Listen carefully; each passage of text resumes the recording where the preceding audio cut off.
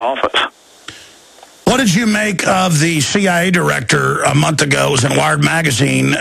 If you caught it, what did you make of him saying, yeah, we're watching you, we're reading your emails, we're building a giant NSA center, and then Congress said, we want to see the details of that NSA center, and Obama said, you don't get to see it. Since when does Congress not get details of the new NSA center that they admit is to read all our emails and listen to our phone calls illegally, Senator? Well, I'd say the one good news as far as Big Brother snooping on you is that there is some pushback. You know, the SOPA battle, the battle over, the Internet and whether or not they could shut down different websites indiscriminately based on accusations without a day in court, without, any Fourth Amendment or jury trial protections. We won that battle and won it in a big way. And so there is a pushback. That was really the first battle since I've been up here that we actually won, and we won in a clear fashion because the Internet, the grassroots community, really defeated the establishment. They were planning on passing that under unanimous consent, which means they were just going to push it right through. If I objected, they were going to roll right over me. And the Internet woke up. People, a lot of people who listen and get their news, from you and from Infowars.com, that the Internet rose up, and as a power, did stop them in their tracks. We're not winning all the battles, but there's going to be another battle over cybersecurity bills coming up, and we have to worry about the power that's being given to agencies like the NSA to snoop on personal information on the Internet. So we aren't done yet, but I think it was encouraging when we beat the SOPA bill. Well, it's good to know you're there, because we've got on the other side Senator Jay Rockefeller famously saying in committee, we would have been better off never inventing the Internet. I mean, that's a wild statement. The Internet's the great equalizer, because now people get their news and they look around for the news. And I think it's particularly young people now who are so cynical of all the politicians they see on TV. And I think this is why my dad has become so popular, is because they see him as a genuine voice, someone who they can believe and trust in. And that makes a big difference. And the Internet has been the fountain of all that. And I think it really is leading to a movement out there that's neither Republican nor Democrat, but really wants a different way. Certainly the establishment has to know they can't put the genie back in the bottle. People have had a taste of real choice in news and information and ideas. Freedom is catching on thanks to you, your father, and tens of millions of supporters across the planet. Yep, well, that's one of my father's favorite lines as he's out on the trail, is that freedom is popular. Freedom brings people together. And it's one of the amazing things you see when you go to his rallies. You see people of all races, all economic levels. You see working class people. You see Chamber of Commerce types. But you see much more diverse crowd at the Ron Paul rallies, and particularly the youth, than you see at any Republican function. And it's what the Republicans, if they had half a clue, would realize nationally, is that Ron Paul is a phenomenon, getting 5,000 to 10,000 people at speeches more than any other candidate, and they need to realize that they need that momentum and they need that to win in the fall. And I'm just hoping that they will do some outreach to him to try to get him to participate in their convention. Speaking of your father, Congressman Ron Paul, who has said that if he doesn't win the presidency, he's going to retire. Texas, of course, is very sad about that, but the idea continues on. And undoubtedly, we're winning the war, even if he doesn't win the battle, in educating hearts and minds about the true constitutional system. But what is at the heart of the delegate battle and the broker convention strategy? Can you tell us, if Paul doesn't win the full nomination, what they're going to call for? And can you put to bed these rumors, the latest one yesterday in the Seattle Times? It's all over the news that if Mitt Romney was to get the nomination, that there's discussions of asking you to be vice president. Well, Well, I always tell people if there's a secret plan for that to happen, it's so secret that nobody's let me in on it yet. So I kind of doubt that will happen. I do tell people to be considered to be the Vice President of the United States is obviously an honor. I mean, it is. And I know some people may not like hearing that, but to tell you the truth, it is an honor to be considered and to know that you could have some influence in the direction of which, that the country goes. But I don't probably see that happening, and no one's asked me in particular or specifically about it. With regard to, where my father goes, what the delegate strategy is, whether it could be a brokered convention, I think it's unlikely. I think now that Santorum has dropped out, unless something changes dramatically in the next couple of primaries, in all likelihood, Romney will collect the numbers necessary to get the nomination sometime in May or June. One of the things is that if you win 5 states, you get to get your name placed in nomination, and you get guaranteed a position at the convention. And there's still some chance of that. Even though my dad didn't win 5 states, a lot of the delegations are not decided until you go through the state convention. They have county conventions, and they work their way up. And Ron Paul's done very well in Nevada, Missouri, Maine, Iowa, and a couple of the other caucus states. So there's an outside chance that he still wins 5 states. But I think that's one of the reasons that he'll go on, probably giving speeches and traveling around and encouraging voters, at least through the state conventions, which are mostly over in June. Sure, it's a victory just to be there injecting real issues. Moving quickly through some questions in the 5 minutes we have left, Senator. TSA, they have now announced, Congresswoman Jackson has announced here in Texas, Sheila Jackson Lee, that they have undercover Homeland Security outside of the 10th Amendment, TSA now on the buses and the highways. We've known this is coming, but that's just as illegal as Obama taking orders from the UN.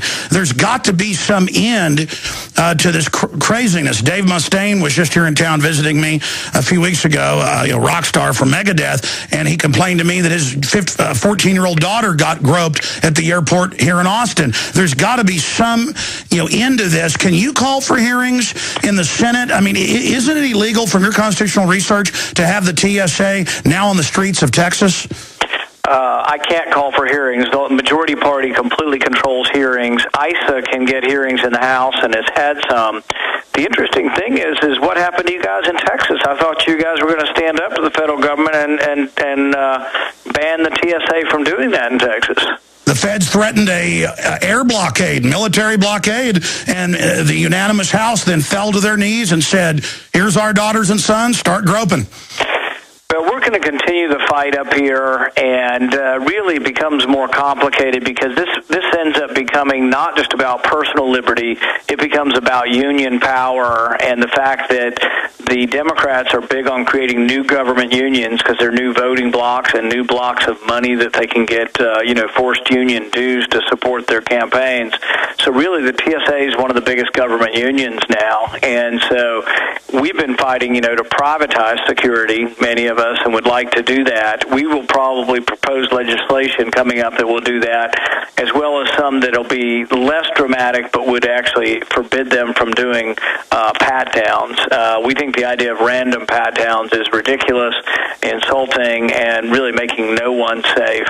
And, I think that if you made searches based on evidence of suspicious behavior or something like that, or basically had some kind of risk assessment done, then you wouldn't be doing this to elderly women, babies, children, the rest. The other thing that would make it a little better, not perfect, but would be just to have a frequent flyer program of some sort. And I don't want the government running it, but if it were done privately and voluntarily, I think you could develop some kind of frequent flyer program.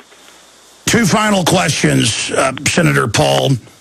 Number one, everyone has been impressed. Even mainstream media has been impressed that you could run for office for the first time in your life and be catapulted into the U.S. Senate, and that you have kept your promises and done so well and had such a senatorial, gentlemanly bearing and have learned the procedures and things. I mean, everyone I know across the political spectrum is saying Rand Paul, if Ron Paul doesn't make it, well, Rand Paul is definitely presidential material for the Republic. I mean, I know you don't like to toot your own horn, but, I mean, are you starting to think more about running for president? Well, I think it's too early to tell, and a lot of it, depends on what happens with this election. So, we'll wait and see, but I think also the voice within the Senate can be a pretty loud voice, and I'm definitely going to do everything I can to use the position of the Senate to fight for constitutional limited government, to really fight to fend off what I think is a coming calamity. If we do not address this debt bomb that's coming at us, we really are in for a bad way, and it may be something that hits us before there is even another presidential election.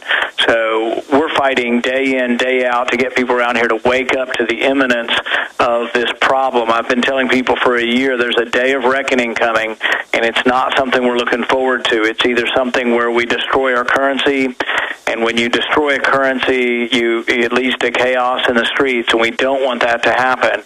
All of these problems are fixable, though, and we have a wonderful country with a wonderful heritage, and there is an amazing potential locked up in our country that if it were unleashed and you allow people to freely interact and trade with each other, that we would once again be a dominant force in the world if we would just, really believe in ourselves and believe in our heritage.